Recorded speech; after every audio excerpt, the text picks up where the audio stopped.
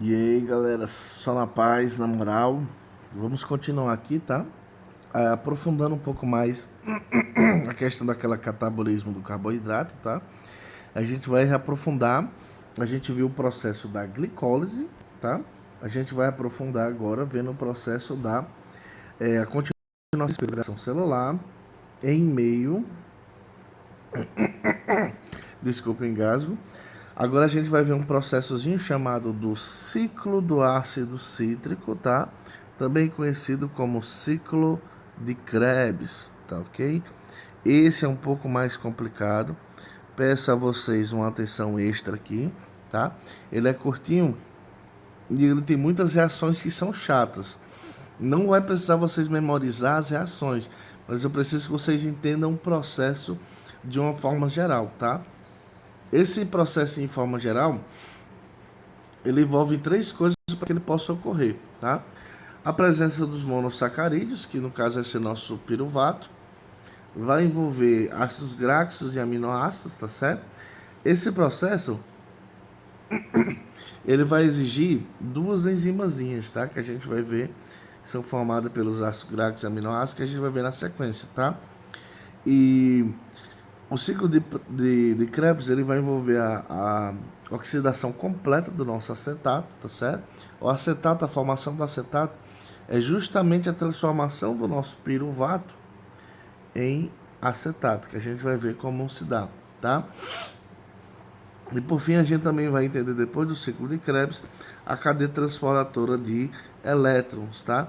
Também conhecido como rede de fosfatização. A gente vai ver em seguida, tá ok? Então, antes de tudo, gente, ó, uma coisa importante, a formação do acetato, o piruvato é transformado em acetato por um complexo proteico, tá? O complexo é formado por três enzimas em múltiplas cópias, tá certo? Então, esse processo ele é feito nas três reações, tá? Ele vai sofrer uma desidrogenase, tá? Ele vai perder, ou seja, ele está perdendo H+, tá? Ele vai sofrer uma transacetilase, tá? E por fim outra desidrogenase, tá? Ele vai perder duas moléculas de H+, tá ok?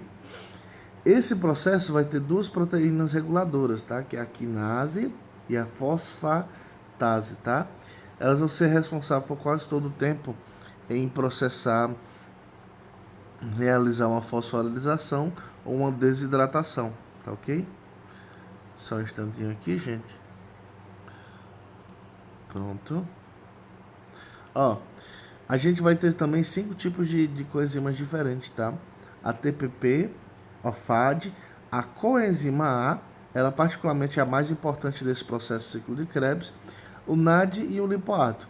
Dentre essas aqui, essas três do meio são sem dúvida as mais importantes, tá? Ó, que é a coenzima A, que ela nada mais é do que a assimilação da vitamina C de uma enzima chamada acetil, tá certo? Coenzima A no nosso acetato, tudo bem? Aí nós temos o NAD, que ele vai fazer aquele processo que vai captar nossos elétrons de H+, tá certo?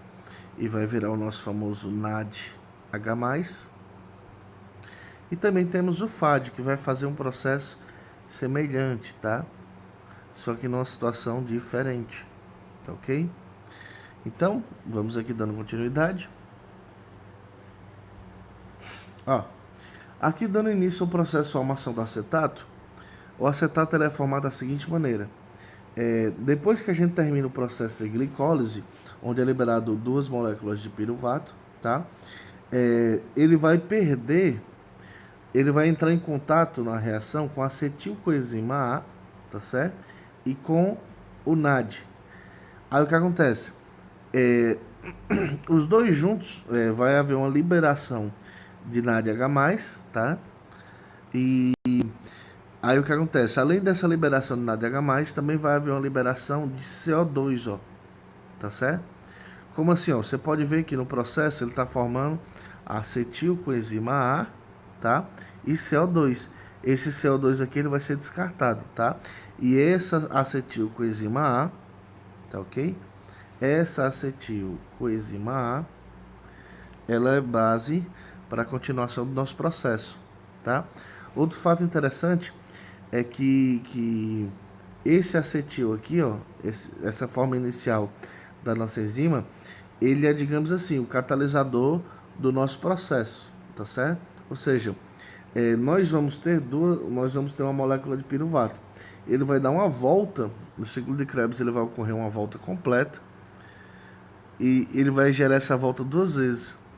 Quando essa molécula, que não vai terminar com piruvato, vai terminar com outro nome, chegar no final, ela vai reiniciar o processo quando ela entrar em contato com outra coenzima dessa aqui, tá ok? Então vamos aqui, continuando. Ó, aqui é um resumo do ciclo de Krebs, não se preocupe em entender ele aqui de imediato, tá? De início a gente vai tentar entender só algumas coisas básicas dele, referentes, tá? Só um instantinho. Referentes. Eu vou mudar aqui o formato do slide para ver se fica mais fácil de visualizar ele, tá ok? Só um instantinho. Pronto, ó. Não ficou, mas vamos lá. Ó, o que que acontece aqui? Como eu falei para vocês, a gente tem início no piruvato, tá? Vou mudar essa cor aqui para ficar mais destacosa. Sei lá, vou botar aqui. No piruvato. Aí no piruvato, ó, como eu falei para vocês, ele libera CO2 e aqui eu já tenho minha acetilcoenzima A, tá? Na sequência ele vai sofrer outra reação, tá? Nessa aqui, ó, ele vai liberar o FAD e vai deixar essa molécula aqui como base da nova reação. Essa é essa mesma molécula. Vai liberar FAD de novo, ó. Aí vai só um instantinho. E vai o que? Vai entrar de novo em contato com minha acetilcoenzima. Vai gerar agora outra acetilcoenzima. Libera FAD, outro processo. E assim por diante, ó. É um ciclo basicamente de liberação e construção de novas moléculas até chegar no final, tá? Uma forma, nesse outro ciclo aqui é um pouco mais fácil a gente entender ele, tá ok, ó? No total vão ser 8 reações, tá? Esse ciclo aqui, essa acetilcoenzima A, ela tem origem, tá? Na vitamina C. Então o que acontece? Por ela ter origem na vitamina C, ela é associada a esse nome como ciclo do ácido cítrico, tá? Então, ó, no total vão ser 8 reações, tá? Vai haver a redução de 3 NAD e 1 FAD em 1 NADH+, e 1 FADH+2, tá? E a conversão de 1 ADP em 1 ATP. Ó, aqui dá para ver melhor os produtos do ciclo em si, tá ok? Então, ó, você pode ver aqui os produtos. Ó, a gente inicia com acetilcoenzima A, que é um subproduto lá do nosso piruvato. Aí, ó, geramos aqui o ácido cítrico. Aí, para o processo isomerismo, um ácido isocítrico, libera H+, libera CO2, tá? Aí a gente forma um ácido alfa-cetoglutárico, tá? Tá certo? É como se a gente estivesse transformando, ó. Aqui a gente ainda está transformando nossa forma de energia. Novamente, ó, a gente vai sofrer outra desidrogenase. Como é que eu sei que eu sofri outra desidrogenase? Aqui entrou uma molécula de NAD e saiu de NH+. Ou seja, ela pegou uma molécula de hidrogênio, assim como soltou outra molécula de gás carbono. Gerou o succinil, tá? Ó, aí depois o ácido succínico, ó, perdeu outra desidrogenase, tá? Ó, perdeu outra molécula de H+. Aí a gente forma o ácido fumárico, o ácido málico e finalmente o ácido oxalacético, tá? Ele é a base para o início do ciclo de novo, ó. Esse ciclo aqui todinho, tá? Ele vai se realizar 2 vezes. e ele vai terminar no ácido oxalacético e ele vai iniciar de novo quando ele tiver contato com uma nova molécula do acetilcoenzima A, tá? Já já vocês vão entender melhor esse processo aqui, tá? Na continuação aqui, tá? Aqui eu não vou entrar no mérito mais profundo de cada reação em si, tá? Eu não quero que vocês necessariamente decorem, mas vamos aprender algumas coisas básicas, tá bom? Então, por exemplo, na primeira reação, que é entre o entre o ácido coenzima A e o ácido cítrico, tá ok? Vai haver o seguinte, ele vai sofrer uma hidratação para poder formar o ácido cítrico, tá ok? E aí a gente forma finalmente o ácido cítrico ou citrato, tá? Na continuação, vai haver o contrário. Ele sofreu hidratação, ele vai sofrer, ó, o do citrato para virar, ele sofre duas reações para virar um ácido isocítrico, tá? Ele sofre perca de água, aí ele gera uma isomeria do tipo geométrica, tá? Ele vai formar um cis-aconitato, e esse cis-aconitato ele vai estar mais instável e vai conseguir absorver água. Olha que reviravolta, né? Ele libera água, libera H2O e absorve água, tá? Isso se deve muito por conta de uma bomba de energia que a gente vai observar daqui a um pouquinho, tá certo? Na sequência, ó, depois que eu formei meu ácido isocítrico, tá? Depois que eu formei meu ácido isocítrico, a gente já está aqui no passo 3, tá? Ó. Do ácido isocítrico, como é que eu vou formar o meu cetoglutárico, tá certo? O que vai acontecer? Ele vai perder, ele vai sofrer, perdão, ele vai liberar novamente CO2, tá? E vai perder mais uma molécula de H+, tá certo? Ou seja, uma desidrogenase e uma descarboxilação, tá? Aí, ó, é só vocês lembrarem o seguinte, se eu tô adicionando hidrogênio, eu tô sofrendo uma hidrogenase, tá? Hidrogenase. Agora, se eu estou perdendo, tá? Meu hidrogênio, meu H+, eu tô sofrendo uma desidro, tá? Uma desidrogenase. Assim como água, que a gente chama de hidratação ou desidratação, né, gente? Então, mesmo processo. Na sequência, ó, bem aqui eu vou ter a formação do seguinte.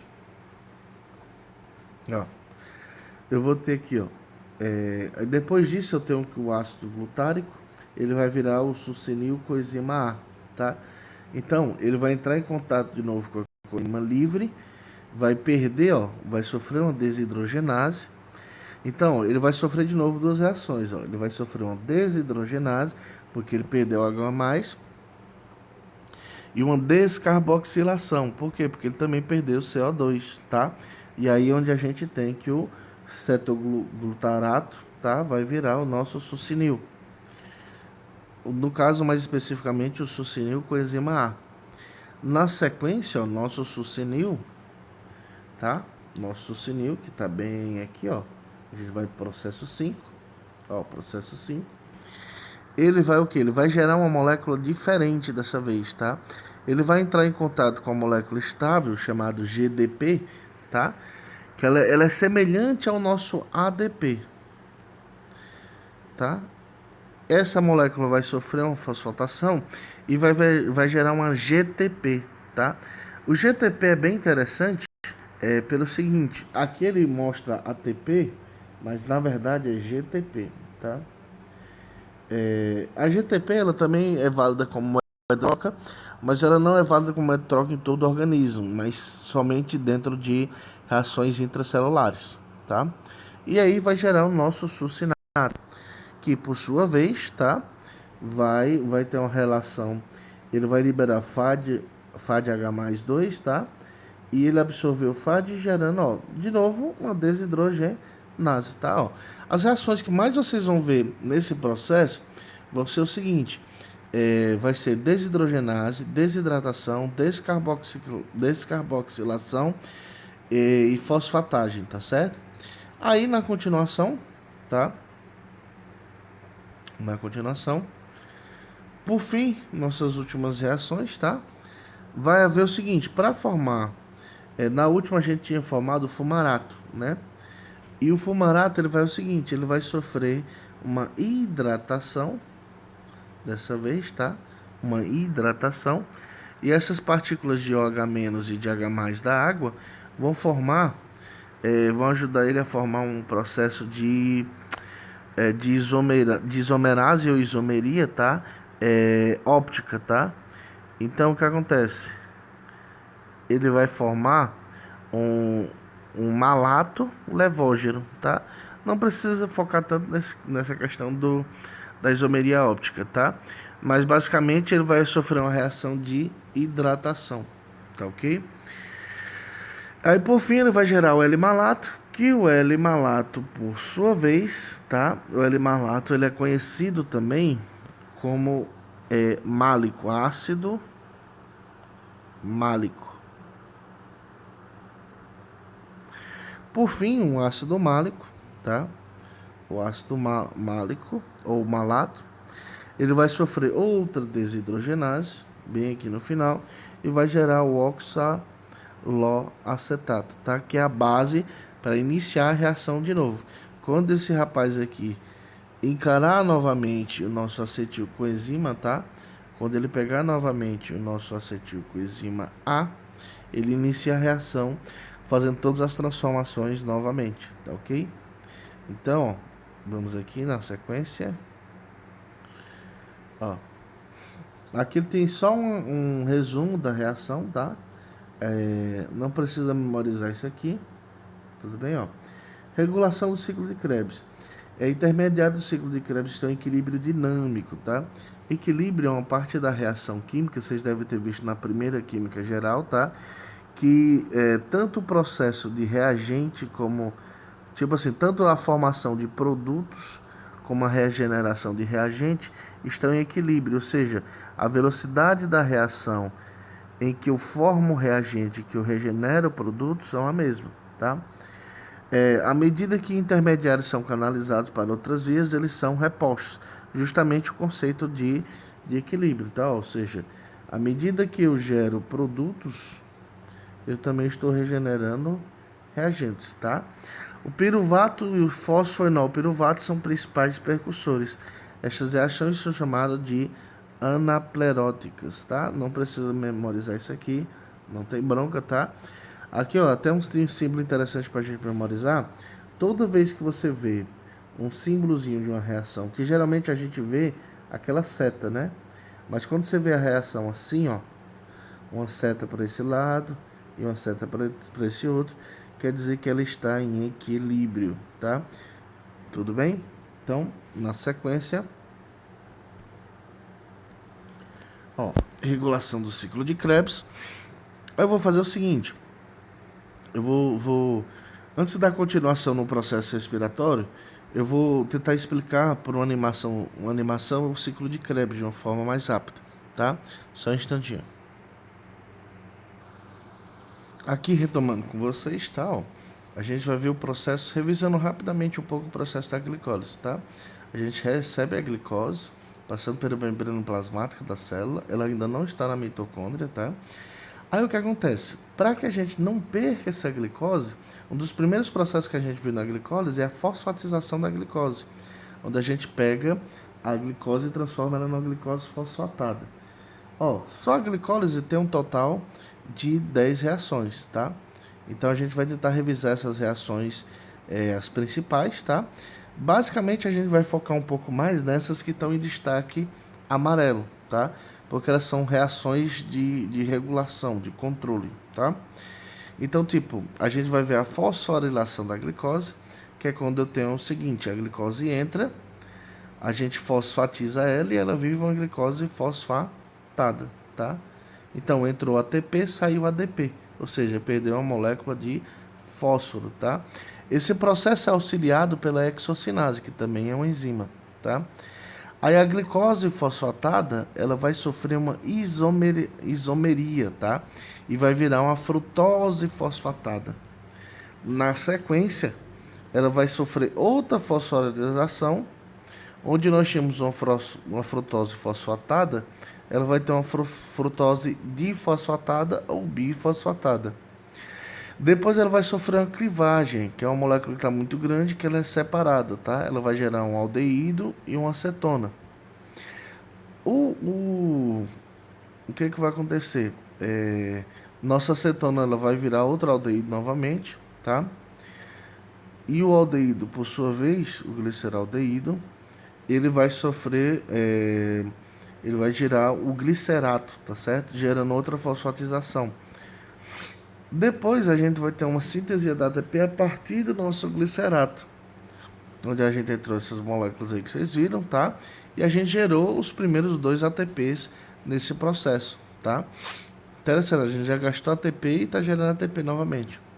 Aí a fosfogliceramutase, tá? O seguinte. Depois a gente vai sofrer uma desidratação, ó. O fosfoglicerato vai perder 2 moléculas de água, tá bom? E vai virar o fosfoenol piruvato. E por fim, o piruvato vai sofrer uma quinase, tá certo? Uma reação com a enzima quinase, vai receber 2 ATPs e vai gerar 2 moléculas, 2 ADPs vai gerar 2 ATPs e vai gerar 2 moléculas de piruvato para o ciclo de Krebs, tá? Aí então, resumindo a glicólise de uma forma geral para vocês, tá? Ela vai ter o seguinte: eu vou gerar 2 moléculas de glicose, vão consumir 2 ADPs e 2 NAD, tá? E vão gerar 2 piruvatos, 2 NADH+, 2 moléculas d'água e 2 ATPs, tá ok?